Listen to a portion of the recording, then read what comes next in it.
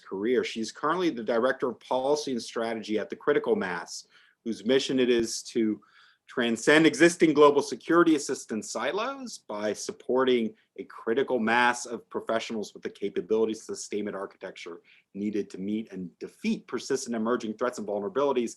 I take that bringing together like-minded, serious young professionals in mutual understanding for issues of the highest importance, which is, I think, a theme in her career. But just to give you a sense, she has also worked on the New York City census. She has been a press secretary for New York's COVID-19 response at New York City Health and Hospitals. Prior to her Columbia stint, she was United Nations Bureau Chief for Eastern European media outlets and UN radio host and producer of her own radio show on current affairs and security in the international arena. All sorts of interesting previous things she's done, including writing record-winning featured songs in the Eurovision Song Contest, and of course, her role more recently as a Carnegie Council for Ethics and International Affairs Student Ambassador in Cyber Ethics and Digital Leadership. All this to say, Tinatin, that you're quite a mouthful to introduce, but we're just so very excited that you're here today to talk about this book. And really, the book is remarkable, and I'll just sort of preface this. There's a lot of work on Stalin coming out now. We have, of course, the Kotkin trilogy, Ron Sunni's account of young Stalin in formative years, but this isn't really a biography. This is very much a book that, from the outset, you're very open to this. This is kind of, you come across this in a very personal way and as a function of your own journey and kind of set of multiple identities. So, we always kick off, well, what was the motivation for this book? But I think in this particular instance, I think the motivation is the book. Do I have that right? Absolutely. First of all, Professor Cooley, I cannot shed this habit of calling you Professor Cooley because I was very fortunate to have you as my professor and my mentor at the Harriman Institute. And I want to take this opportunity first and foremost to thank you personally, Professor Cooley, and my entire Harriman family, not just for today, but for all the years past. Neither the book nor anything that you've listed in my biography would have been accomplished without you all. So thank you very, very, very much for being there for me from literally from day one. And I could not be more grateful to be hosting my inaugural book talk at the Harriman Institute, because at the end of the day, the book would not have been possible without the Harriman. And I don't just say this as a compliment to my academic home, but in fact, as you alluded to this earlier, the book actually came to life in 1219 when I was your student, when I took the legacies course, Soviet legacies, and the assignment that I was asked to write as a student, as a grad student, was on the three themes that later became sort of the main pillars that the book stands on. So just to give a very brief overview of how this came alive for those who haven't heard the story from me, although I feel like everyone that I've ever spoken to about the book, I started with my legacies course and then I launched into the arguments pertaining to the narrative itself. The assignment that I received from Professor Cooley was to take three themes from the various themes that were covered over the semester on Stalin, which was one of the themes for the entire week, nationalism, and nostalgia. And then take the three themes and sort of run with it. And I ran with it. I had an absolute blast. I wrote my final paper on this topic. I actually had a presentation of what would later become a book talk. I had my rehearsal, so to speak, in 1219, in our 1219, which I will always consider my second home. And I feel like we are very much virtual, at least, in that same room. So it means so much to me to feel that we've come back in a full circle. The paper was clearly very academic because it was supposed to be for our class.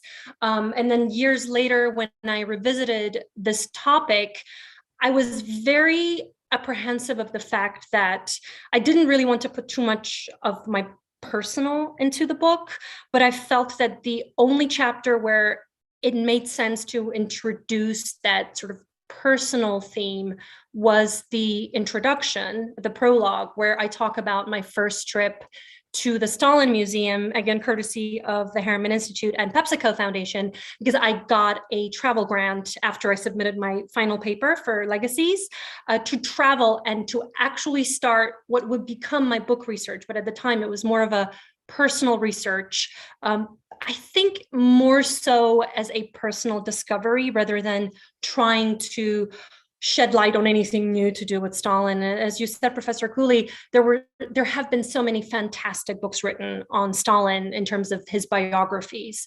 And I do have some personal favorites, of course, and one of them being Simon Sebag Montefiore's.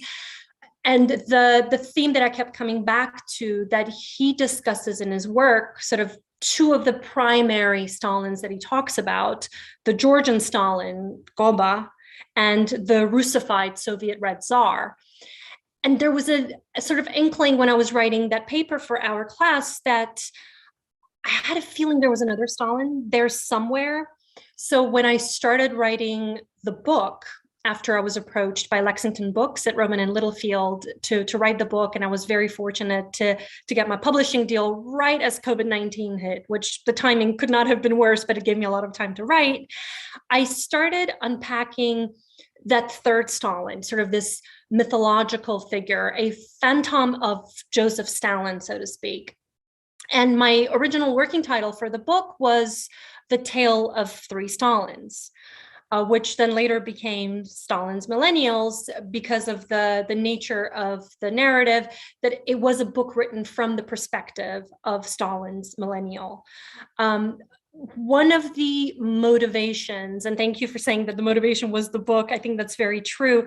One of the underlying motivations for me to even start thinking about this topic for our class in Legacies was to try to understand that very interesting, controversial factor of his popularity and what it means.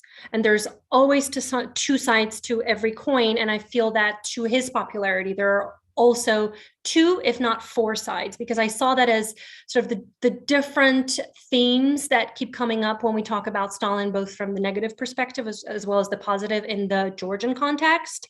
That's far more, I think, personalized, because we tend to personalize the figure of Stalin in Georgia, and it becomes, he's sort of become our, and I hate to say this because I know that my Georgian compatriots are going to find this very problematic, but poster child, quote unquote, and I obviously don't say this lightly, for Georgia, because many do feel, many of those I've spoken to, particularly those of the older generation, that he in some ways put Georgia on the map, for better or worse, in the early days of the Soviet Union, because there was always that reminder that, you know, Stalin was ours. And of course, when we talk about Stalin today in Georgia, when we talk about the positive connotations behind Stalin, when we say that, you know, he wrote beautiful poems and he had a great sense of humor, when I say this, all my friends sort of laugh at me, because obviously there's also a very tragic, very, very dark side to Stalin, which tends to overpower the positive, of course. We tend to think about Stalin as sort of one of ours. He was our son. He was Georgia's son. And there's that very complex sense of pride. Whereas when there's a negative context that Stalin is put in, then we immediately say, well, he was good when he was ours, when he wrote poems for his mother, but then he went off to Russia. And then all of the negative was sort of the result of the Soviet Union. In Russia, I feel that conversation is flipped. And when in Russia, one talks about the positives of the Stalin era, we tend to talk a lot about the Great Patriotic War, sort of those patriotic / nationalist sentiments that come to the surface. And once we get into the negative aspects of Stalin and his figure, then oftentimes even some of the researchers, some of the scholars that I spoke with, they say, well, you know, he was great when he was in Russia, but if you don't like anything about Stalin, it's your fault. He was Georgian, and maybe those traits are Georgian traits. So it's obviously, I say this sort of tongue in cheek, and of course it's a lot more complicated than that. And there are always multiple sides to every story. But the overarching, and I think on an emotional level, the main motivation for me personally was that I, like many other families of the post-Soviet era, was very directly touched by the regime. And I'm talking about, of course, 1937, the Great Purges, the gulags, and all the rest of it. That is something that we, of course, have not had a chance to fully come to terms with as a generation. It's sort of, in my generation, the Stalin Millennials DNA, I think. And when there are many who ask me, why Stalin's Millennials? I was doing an interview actually with Eurasianet yesterday, and Justin Burke asked me, was Stalin's Millennials sort of a poppy title so that it would really jump out at you when you saw it in the bookstores to make you want to buy it, but it's not really about the millennials, or is it about the millennials? And I think that something we cannot forget is the fact that even though my generation, the millennials, so to speak, don't, of course, wake up in the morning thinking about Stalin and go to sleep worrying about Stalin, this entire era and the sort of the mythology and the history behind the name of Stalin is very much in our DNA. We've lost many of our loved ones, our family members, to the regime. And on the one hand, there's this fear and terror. And to a certain degree, we detest Stalin and everything he stands for. And yet there's such a deep sense of fascination with his figure. And it's a topic we keep coming back to over and over again. And your class, Professor Cooley, was a testament to that. We devoted an entire week with hundreds of pages of material on Stalin, both old and new, very current material. And I think that proves to show that it's one of those themes that will never go out of fashion. And sure. Yeah. Let's keep on hold, because I want to return to this, exactly the millennial portion of this. But just for those who don't know you, you do have some autobiographical material in the book. And one of the things that struck me was the real empathy that you write about on both sides, as well as the third side. And I think I get the sense that that's an empathy that comes from your, your really fascinating background in Georgia, in Russia, here in the West. So maybe just for those of you watching who don't know your background, tell us a little bit about some of your formative experiences and how that's actually really equipped you to try and really understand this, not just from both perspectives, from these multiple perspectives that you've had. And I think the formative experiences were vital. They're a vital component in the book. Throughout the book is sort of a leitmotif. And I was very wary of the fact that I did not want to turn this into a personal narrative. I did not want it to be a memoir. And in fact, as I mentioned earlier, there was that personal component only in the first chapter, but then all of the peer reviewers and my mentors who read the original couple of drafts said, give us a little bit more of the personal, because it's not going to be a modest. It's actually going to justify why are you in a unique position to tell the story and be a voice for that generation. I grew up, so I was born in Georgia, of course, but for the formative years, I was actually living in Moscow. So when the Civil War broke out in my native Georgia, in the early 90s, my family relocated. My father was an architect who was working on several projects in Moscow, and we moved from Tbilisi to Moscow, where I spent a very good chunk of my childhood there. But the interesting thing was that although I was living in Moscow and obviously I was fluent in Russia, I was going to an American school from the time I was in second grade. So it was very complicated, where by day I was thinking and breathing the American culture. And then by night, I would go home and watch TV and speak to my family friends and my personal friends in Russian. So it was a very complicated way, in a way, to grow up. But it also made me at first question my national identity, which was actually the first topic that I started looking at when I started my studies at Columbia University. I did not feel that I had a very distinct sense of my national identity, not because I did not feel Georgian, but because I felt that there were many layers. There were multiple layers, a little bit like a Matryoshka doll, where it took me a long time to accept the fact that it's okay to have multiple layers to your identity. And that was something that I tried to look at more carefully. I think using the third Stalin, that lens of the third Stalin, to really look at the personal, at our own reflection. It took me a very long time to understand for myself who that third Stalin was that I was writing about. And only when I got to the epilogue, well into the writing of the book, did I understand that I'm actually no longer writing about Stalin. At some point, I started writing about all of my personal fears and dreams and the hopes that we associate with the 90s, growing up in the 90s in Russia in particular. It was such a different and hopeful time. And that was something that I was able to inject into the book. And in that respect, it became a very, very therapeutic experience to write this book. Well, certainly, this multiplicity of perspectives comes out. And, I was thinking a lot in terms of our own regional studies mission here at Harriman when I'm reading the book. As you know all too well, for me, regional studies is something that's very dynamic. It's fluid, because what regional studies is not only the study of the history and the culture and the language and the politics of a region. It's more of a reflection on how we understand these things, right? And sort of the components that frame our assumptions, our biases, geopolitical pressures, funding pressures, academic politics.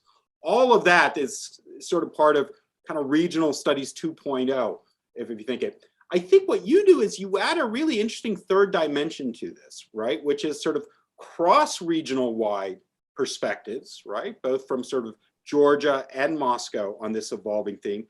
And then I think your generational perspective too.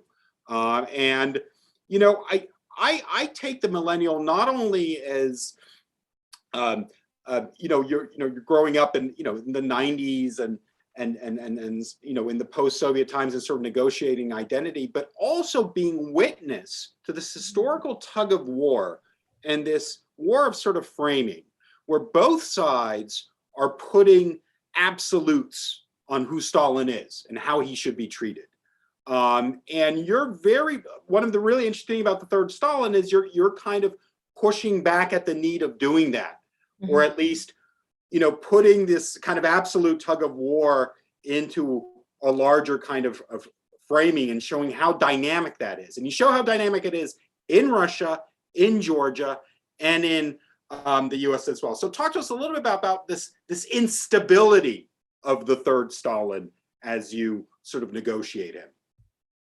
And I think you touched on something that's extremely important, Professor Cooley, because we don't often, when we think about Stalin, it's very easy to think about him in that one dimension, but there are so many nuances and so many different layers depending on the context as well. And I think that third Stalin is very dependent on context, and it's also constantly moving and evolving. It's very fluid. It's very malleable too. I think that can be very problematic, because the fact that it is so malleable, especially this sort of historical figure that has become a little bit of a phantom, that has very little to do with Stalin, actually, because as much as we know that the first two Stalins, one could argue, the Georgian and the Soviet Stalin, the Russified Stalin, were in many ways his own creation. He very much crafted to the degree that one could, through the propaganda machine and so forth, his image to his own liking while he was alive. Post 1953, and especially post 1956, one could argue that that third Stalin has come to the surface, and it has been constantly sort of shifted, mitigated, manipulated as well for different interests and for different political, I would say, even gains. We've seen this happen in Georgia. One way that I looked at this sort of fluidity of Stalin and how that third Stalin has lived through so many eras in post-Soviet Georgia, in Soviet as well as post-Soviet Georgia, and how he has changed constantly. I was actually looking at the Stalin Museum as one of my exhibits in the book as part of my research, to see what sorts of exhibits and actual exhibitions were on display under the different leaderships that we've had post regaining our independence as the Republic of Georgia. And it's fascinating how one would think it has very little to do with politics du jour, and yet it has so much to do with it, because that narrative keeps changing as well, constantly. And in Russia, it's even more prevalent. Of course, we've seen this not just with Stalin, less so with the Stalin figure, but obviously more so with the narrative pertaining to the Great Patriotic War, to the Second World War, to the fatherland, sort of this memory project, not only during the Putin reign, the ongoing Putin reign, but also prior to Putin. I was looking at the various narratives pertaining to Stalin and the Great Patriotic War under Gorbachev, under Yeltsin, and then obviously under both Vladimir Putin as well as Medvedev, because there were several nuances between Putin and Medvedev, and then later with Vladimir Putin coming back to the presidential seat. And that manipulation and the way that the hearts and minds are also manipulated as a result is very disturbing on the one hand, but it's absolutely fascinating on the other. There's one thing that I wanted to mention that was a very important component, not only of this book, but I think something that has really influenced me as a person. I grew up at the tail end of the Soviet Union, and I remember it vividly, where one day as sort of a Soviet Georgian schoolgirl, I came home from school, and the next day I showed up, and our school books, our history books, were taken away from us. And my teacher, who I looked up to, she told me that everything that we were taught prior to that very day was a lie. And when you say this to a 6-year-old, and then you're handed a brand new history book, and you're told that everything I'll be telling you from now on is true, but just remember that this past year was all a lie, it had such a deep sort of impact on me, and not in a positive way, of course. And that's something that we are seeing in particular, I would say, in Russia, with the history books being rewritten constantly, and the amount of censorship and sort of molding and remolding these various narratives that surely impact not only the education of this upcoming generation, but I'm certain their psyche, their identity. And it's something that we definitely cannot discount as a memory project that has such gravitas and such strength to influence us for generations to come. Yeah, absolutely. And one, I mean, there are a lot of memorable quotes I plucked out here, but one thing that really struck me is sort of Stalin being used as a geopolitical pinata, especially in recent years, and the certainty with which many evoke him, right?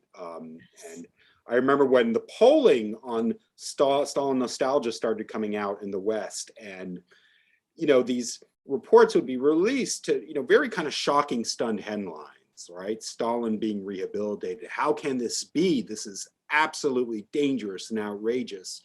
And then on the other side, an equal vehemence of his role in World War II. The sort of red lines of being sick of being told what to do, sort of by the West, of being told how to read their history, and the sort of rehabilitation of the kind of the strong ruler and the pride in that part of sort of Soviet history. And the politics of certainty looms very large, I think. And you really, I think, take a whack at that. And you say at some point, I think it's in the conclusion, I'm going to sort of read the quote here and ask you to react here. Quote, "In reaching a consensus on Stalin, we are also forced to reach a consensus on ourselves. Our complicity, our own role and responsibility, no matter how minuscule or great, be it direct or indirect, an impossible task that we are either unwilling or unable to undertake, and so we remain on the merry-go-round, never reaching an endpoint." So is this the fate of the third Stalin as well as the post-Soviet reckoning? That we're just going to go around because these lessons are either too difficult or too painful or too unstable to properly try and form some sort of consensus on? I think forming a consensus on Stalin will force us to form a consensus, as you noted, with this quote on our own role, the role that we played our responsibility, our complicity. I'm not talking maybe directly, but also indirectly. As I mentioned earlier, I think it's very much part of our DNA, but it's on that subconscious level.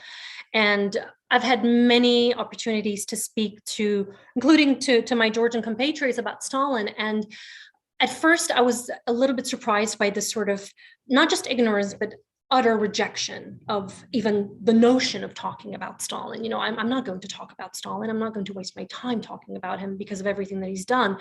Unfortunately, what happens though is that we tend to see sort of rejection of Stalin and his acceptance as one and the same. And by no means am I advocating for accepting any of it, but also not thinking about those topics, not talking about it out loud is at the end of the day, I think, going to come back to haunt us in an even deeper way than it has so far. The metaphor that my wonderful photographer, Japaridze, chose for the cover of the book, me on Stalin's train that he traveled to Yalta on, that very car, was not just sort of to have a pretty picture on the cover, but rather to see this through that prism of this never-ending journey that we're on. But my fear is that because we don't have that destination in sight in terms of reconciling a lot of these very disturbing, very complex, very painful themes, it's forcing us to keep coming back to the same station and just go around and round and round. And that is something that I have raised in conversations, and in particular with my fellow Georgian scholars who have told me very openly that, you know, we don't want to talk about Stalin because we feel that we are offering him that fora, that platform. And once we hand him that microphone, metaphorically speaking, then we are somehow supporting his regime. And I don't think that is right at all. I also personally disagree that eliminating our Soviet history in the Georgian context from our curricula is a good idea either. That was something that I was lacking, to be honest, when I came to the United States. I started learning about the Soviet Union and my country's history within that context in the 20th century when I came to the Harriman Institute. Honestly, these were some of the first classes that I took on Soviet history, and I became interested in the topic as an immigrant in the United States. I also had a problem. I had that sort of inner rejection when I was living in Moscow to read about that period, because I felt that if I did so, I was somehow going to, it was going to be a knife in the back of my loved ones who were so tragically impacted by the regime, by that very regime. So I do think that it is important to understand not only our history, but to also understand to a degree our complicity as well, our own role. And I think I truly feel that one of the films that I talk about in the book, Repentance, Tengiz Abuladze's film, is extremely important for us to watch in this current context in particular. And that film so beautifully and in such a subtle way, and yet it's just so very painful to watch it. It shows us that actually we need to not only think about that era, but we need to look at our own reflection in the mirror and really study it long and hard. And this third Stalin allowed me to look myself in the eye, in the mirror, and actually take some responsibility for where we are today, and not just try to shut it out and erase the 20th century from my own history.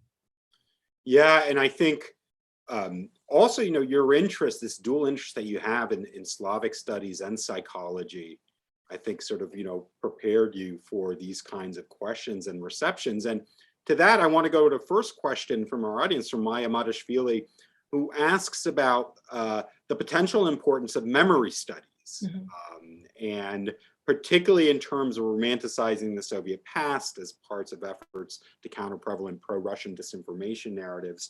But I think, you know, we can take the question a little more broadly. Is this an example of memory studies, a contemporary millennial sort of example of memory studies, or was that really not on your mind when you wrote this? It was not on my mind when I started writing this, but the more I wrote, the more I realized that this was my personal journey, as Maya said, sort of on that train, on that memory train. And I think it's incredibly important to include memory studies, that memory project, in our education system. But at the same time, I think it's important to separate memory studies as a course at a given educational sort of school or university, but at the same time to understand that by teaching some of these chapters from our history, we are by no means, and we should by no means, romanticize the era. There was a lot of negative. There were a lot of personal positives as well for many people, nothing to do with the regime, but somehow, as often happens with nostalgia, we tend to romanticize at times that which never was, and it's sort of a place that never really was there to begin with. But we remember ourselves as being younger and happier, and we tried our favorite flavor of ice cream that first time, and it sort of somehow did in one way or another coincide with a historical page that is very tainted and very dark and very painful. And we tend to think that if I romanticize that scoop of ice cream, then I'm also going to be romanticizing the great purges. And that should be very, very clearly separated. I think that there's a very clear division between the two. And to Maya's point, I think it is extremely important, but it's also extremely important in educating our youth to be sure that by educating them, we're not romanticizing the period at all, but we are offering them that opportunity to make some of those analyses themselves as well, because let's just not forget that there are some incredibly bright young people out there who may also come up not only with their own analyses, but perhaps even more fascinating analyses that we haven't had a chance to think about, because it hasn't really been that long. This is all very much alive and very raw in our living memory. So it's hard to talk about something that just happened. But if we don't start somewhere, my fear is that not only will it never end, we'll never actually properly initiate the process. Yeah, very interesting. Let's move on a related question to Elise Giuliano, RO and Director of Graduate Studies and Lecturer in Political Science here.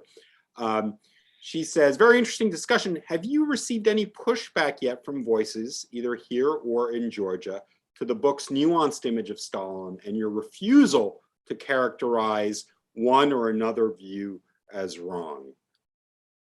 Thank you, Professor Giuliano.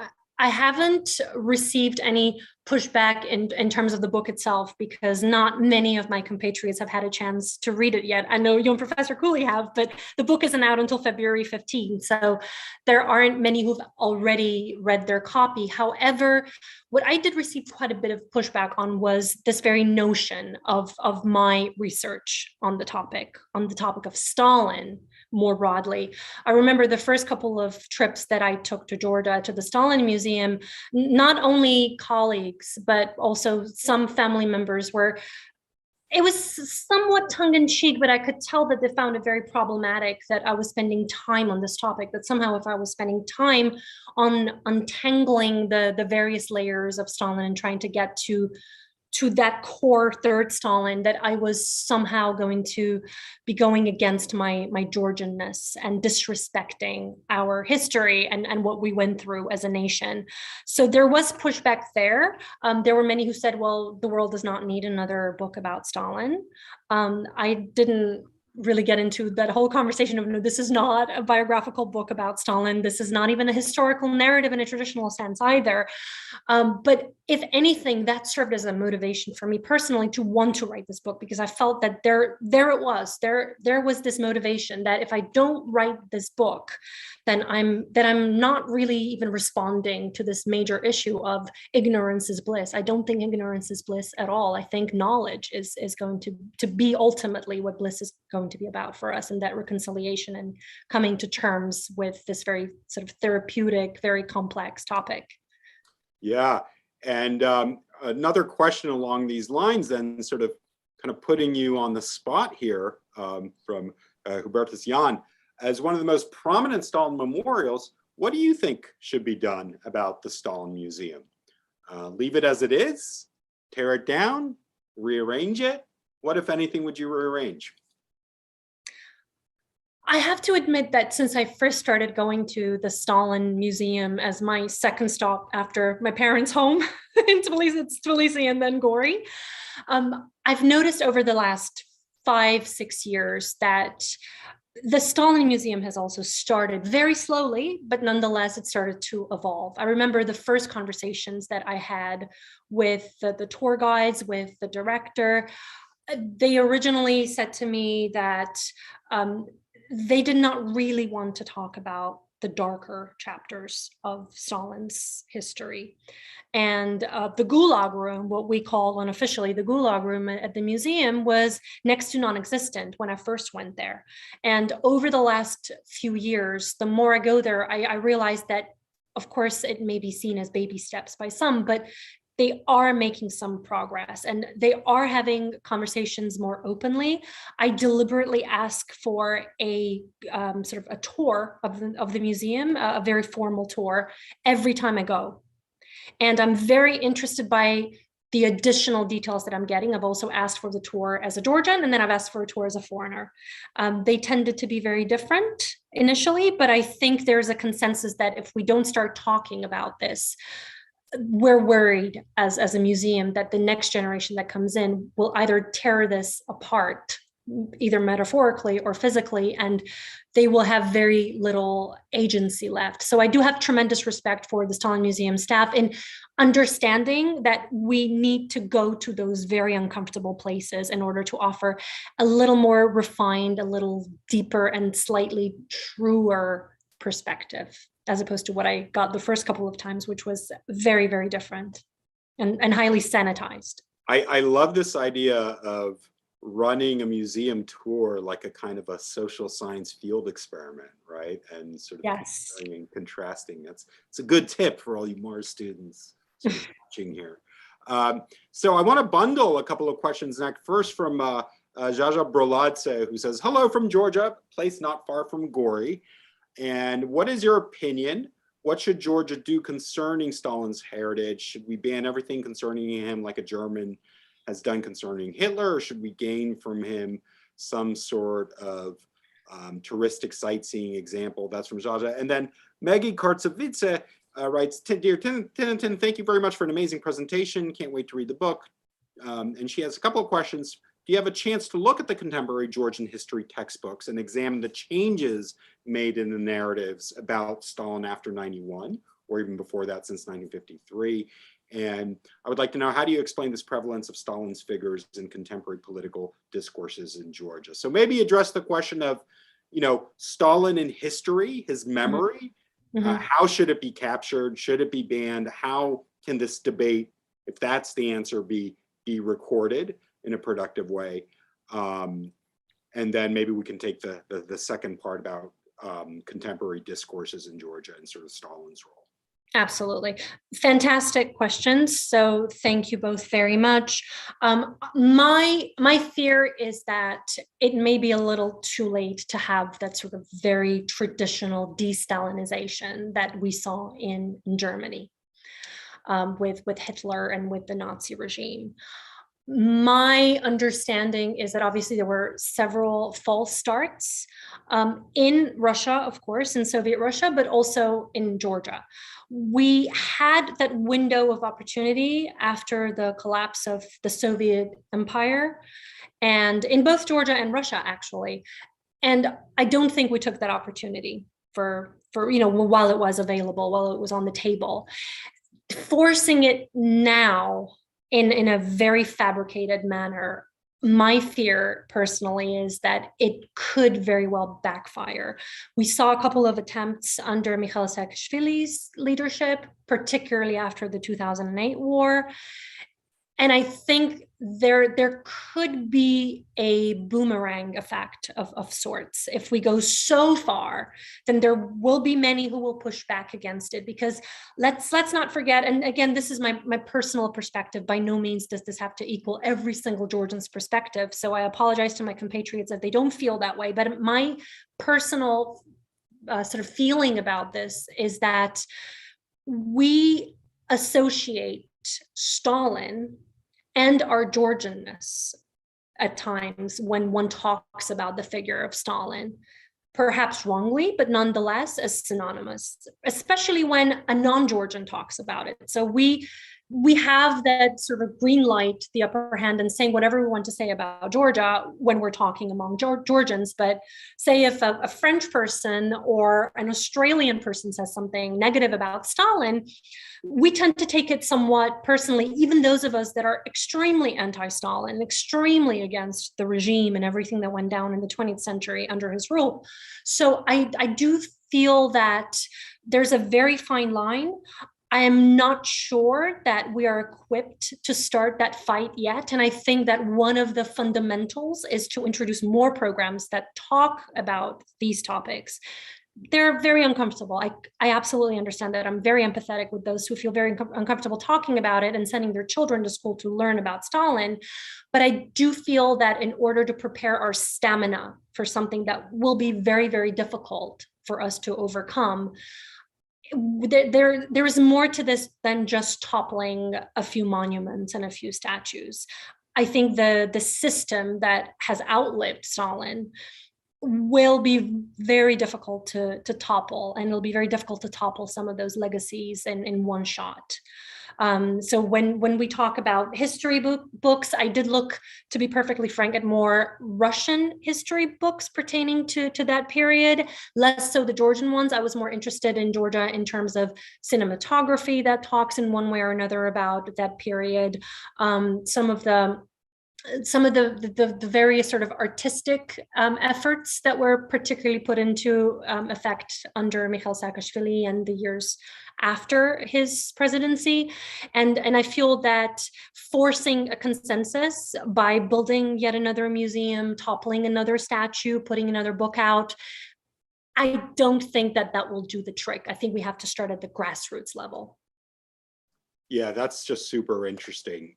Next, I want to move to a couple of questions on Vladimir Putin in all this. So first, Luca Danelia asks, Putin's great desire is to restore the Soviet Union. How realistic do you think this is, and how significant is Georgia's role in this regard? And then Christopher Osowski asks, what can we say about the long-term impact of Putin on Generation Z based on what you've learned from studying Stalin? I like that, a kind of a very forward-looking question. Yes. About Putin's sort of generational impact. And he notes the winner's draft history. How? Absolutely, I completely agree. I think one point to one of the earlier questions in terms of Putin's motivation to restore the Soviet Union, again, my personal opinion, is that it's not really his motivation. I think the motivation is rather increase of influence in what he sees as the near abroad and what he sees as part of what should be Russia's influence, direct political influence, political and economic. So that is a little bit more difficult. And there we come across issues such as propaganda, such as disinformation. Disinformation is a topic that a company that I work at, the Critical Mass, we do a lot of work, a lot of research, a lot of capacity building pertaining to building that resilience, capacity building against disinformation and those propaganda efforts. I think the Putin regime is extremely well versed at it, and they've been doing it for a long time. And frankly, I come back to my Georgian example from earlier. It's been going on for such a long time at a grassroots level that obviously there is a very strong segment of support that is there for Vladimir Putin. I don't think it's in the 80s in terms of the percentages, but I do think that it is still rather strong, even despite the economic challenges that Russia, like the rest of the world, are wrestling with. In terms of the long-term impact of Putin on Generation Z, well, Christopher, I think the problem that we're seeing with Putin, that we actually saw with Stalin as well, is we've had generations and generations of people who have known no other leader but Vladimir Putin. And it can be disturbing, but there's also that sense of comfort that they derive from it. It's that familiar evil, even if it is seen as evil by some, or by many, it's still familiar. And that is the issue that I see, that we saw with the Stalin regime. I mean, I remember my grandmother, who was impacted very directly. Her family were slaughtered quite literally by the Stalin regime and the NKVD. She cried when she went to school. My mom told me the other day, actually, she cried when she went to school when Stalin died. And there were many who were weeping. There were many that took to the streets after the 1956 secret speech that Khrushchev gave. And they were anti-Stalin, but they felt that their Georgianness was being attacked because everything negative was somehow being blamed on him being Georgian, and he was bad because he was Georgian. So, but we are seeing that issue with Putin as well, where I have a lot of friends who are by no means supporters of the Putin regime and Единая Россия, but nonetheless, many tell me that they find it. They see it as a personal insult when anyone insults Vladimir Putin, that they, the Russian people, are being insulted too. Of course, this is not true for everybody, but there are some who feel that way too. So it's very complex. I don't think we have come to the sort of the end of that era, of the Putin era. I think there are another couple of chapters left that we haven't read yet. And I would be very interested to see what sort of ending that era is going to have, which I think what was very problematic about the death of Stalin, another topic I talk about in my book, was not so much that Stalin's image was tainted, as the Russian Ministry of Foreign Affairs and also of Culture noted, but rather the fact that people were forced to start thinking about that very uncomfortable feeling of what would happen if Putin were to die. Yeah. Well, switching gears only slightly, I want to go to Ariel Matas, who asks, how do you feel that technology has changed the propaganda machine? Do you think the internet, social media has worsened state-sponsored manipulation? Does it open the door to better combat it? And, you know, just to link up to some of these themes, how do you think, and you've done a lot of work on disinformation, of course, and social media, how does this complicate some of the psychological forces at play in these kinds of memory politics and memory wars that you've seen? I think it complicates it a great deal. And the issue is that we are, through social media, we are no longer seeing propaganda as state-operated disinformation campaigns, because there are, whether we look at them as bots or those who genuinely support the regime for better or worse, that offer their sort of campaigns a platform on their personal pages, on their personal social media pages. I think the problem is that so many have been given a voice. On the one hand, it's wonderful that everyone has the opportunity to speak up and we all have a voice now. But then on the other hand, the issue is that there's this absolute cacophony, and we don't really know what's true and what's untrue anymore. And when you're reading something, you get very nervous because you don't know who to trust. And there are some very trusted sources that you still have to do your due diligence through critical thinking skills and other very important tools and skills that we are acquiring still, and still sort of dabbling our way through social media. And of course, regimes like the Vladimir Putin regime, they are very comfortable swimming in that river. They do it extremely well. And what that does for memory studies as a project, that memory project, is, I think the future is very colorful. It's not bleak, it's very colorful, but it's also extremely disturbing because we simply don't know how far this can go, and how long is a piece of string. We don't know, and nobody does. I don't think the Putin regime does either. Great. There are a couple of questions about sort of the third Stalin and its manifestation. I'm going to just advise everyone to read the book and not ask you to get into all the arguments about the third Stalin, but I do want to pluck out from Anna Lolua's question about sort of a method in exploring the third Stalin, and, you know, does he manifest himself in everyday practices, making toast for Stalin and families, his iconography? What kinds of meanings did you observe Stalin in this kind of everyday kind of context? I think those traditional practices that Anna is referring to, we don't automatically in Georgia associate them with Stalin. They've sort of become part of what we see as Georgian traditional practices, and it's very difficult to separate the two. But on the other hand, while I was observing that the third Stalin and really trying to understand who he is, this third mysterious layer of Stalin and this matryoshka of Stalin's, I understood that there are so many blurred, very, very blurred, deliberately so, lines between what's a Georgian practice and what's sort of that legacy of Stalin that we are seeing every single day, whether it's in that manifestation of cult of personality, nostalgia of our trauma, of nationalism, patriotism, however we may want to call it. I think it is much like the third Stalin, evolving constantly. It's in a constant state of flux. So it's very difficult to pinpoint at it, but there are many moments, even after I wrote the book and submitted the final copy to my editors, when I understood that, gosh, this is the topic that I will never be able to finish this book, because there's something every single day in a conversation with someone, or in a movie I watch, or a conversation I overhear in a supermarket in Tbilisi. So it's something that will continue to haunt me for a very, very long time. And I think deep down, I'm convinced that I will continue making notes for myself, even if I don't get a chance to go on another PepsiCo research trip. I think we can arrange that. Let's see. So one specific question that's quite interesting, again, from Maggie Kartsavidze. Have you considered the influence of the Orthodox Church of Georgia on discourses about Stalin in the country? Yes, Maggie. In fact, full disclosure, the first book deal offer that I got from Rowman and Littlefield from Lexington Books was to actually write a book about the role of the Georgian Orthodox Church in Georgian domestic politics. I was supposed to give a talk on this topic at the ACES convention, and I could not go at the last minute because of a political campaign that I was working on in New York City.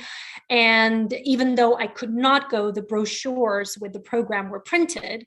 And my editor, my acquisitions editor, Eric Kuntzman, actually read a blurb that I was supposed to present on the role of the Georgian Orthodox Church.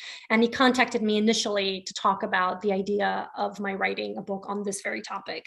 It's a topic that I deliberately, if I'm being very honest, deliberately did not want to touch, because the Georgian Orthodox Church, if we think that Stalin is in some way associated with our identity, the way that the Georgian Orthodox Church is associated, and quite rightly so, with Georgian identity is 20 times more powerful. And it becomes very, very personal. It's less just about religion and much more about our Georgianness and our Georgian identity, particularly as it survived so many occupations and so many interventions over the centuries.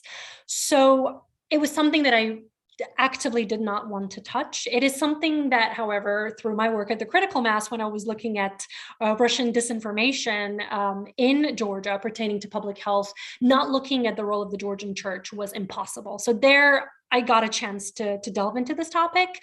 But in this particular book, I don't talk a whole lot about the Georgian Orthodox Church. And for my readers who have not read the book yet, when you notice that, please bear in mind that it was a very conscious decision. But I'm not ruling out the possibility of ever looking at this topic more closely in the future, in one of the future books, if there are any. Super. I want to really end with a couple of questions, reflective questions. One of them, I think, over YouTube. What was your most enjoyable moment from writing this book and researching it?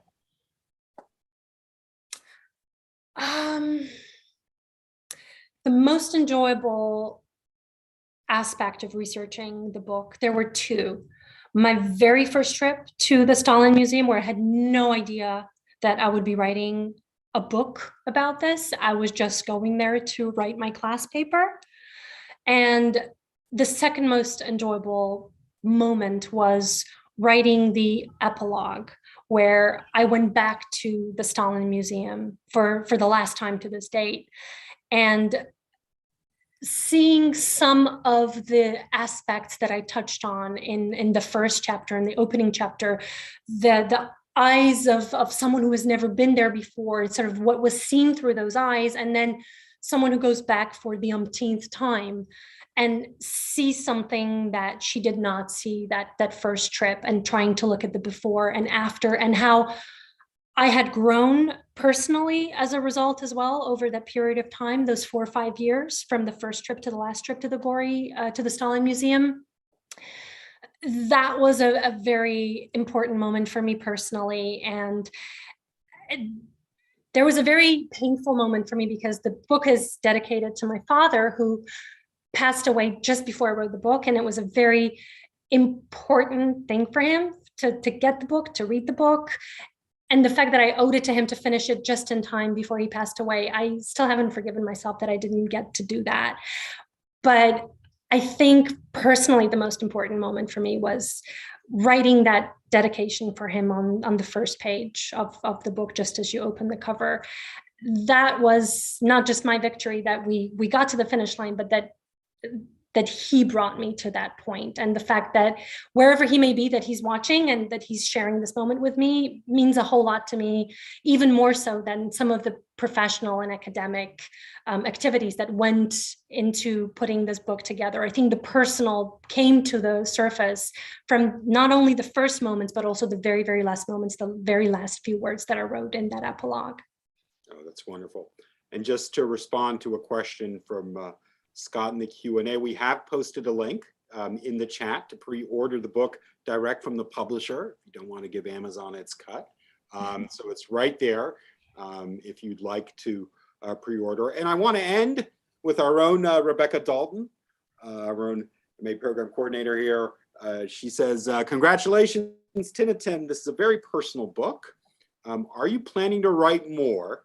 And could you share with us your next project? Hi, Becca. I am planning to write more. It's inevitable. I enjoyed it so much. I think it was Dorothy Parker that once said that her favorite part of writing a book was having written it, or her favorite part of writing was having written. My favorite part was actually the writing, that actual activity of sitting down and writing from the very first draft to the very final one. And I enjoyed it profusely, to the point where I even loved writing the index, which anyone who's written a book will say I'm absolutely crazy. But I loved it so much that I cannot wait to do it again. There are a couple of ideas that I am looking at.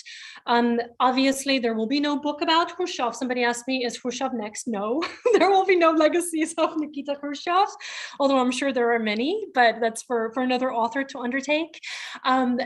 Progressively, more and more, I'm interested in the narratives pertaining to the 90s.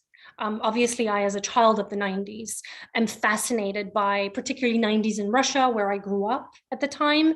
Some of the ways that the negatives and the positives are also being spun and manipulated, depending on some of the current policies. And that is something that I'm reading about a great deal. I'm talking to a lot of people, putting together some oral histories and so forth. So that might very well be my next topic, but there's a possibility there might be something else. What I do know for certain, though, is that I am itching for that next book that I can write. So I am absolutely going to promise you, Becca, that when I come up with a topic and I write the first paragraph, you will be among the first to know. Awesome. So we are at time, everyone. So thank you, everyone, for tuning in. Thank you to Tinatin for making us her first stop, this remarkable book on this book tour. Wishing you good luck with your next, was it 14 engagements the next 2 months, and probably many more. So good luck with that. And apologies that we didn't get to all of the questions out there, but there'll be other opportunities for you to engage Tinatin. And Tinatin, we hope to see you often and in the future. As you know, once you're part of Harriman, you are part of the community for life, and it's just a real it's a real delight, and it's been a real privilege for me to have this chat with you today. Good luck with everything that you're doing. You're really doing all of our community. We're really proud of you.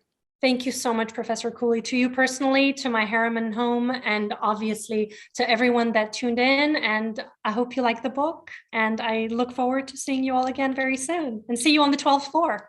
See you on the 12th floor, everyone. Bye. Bye.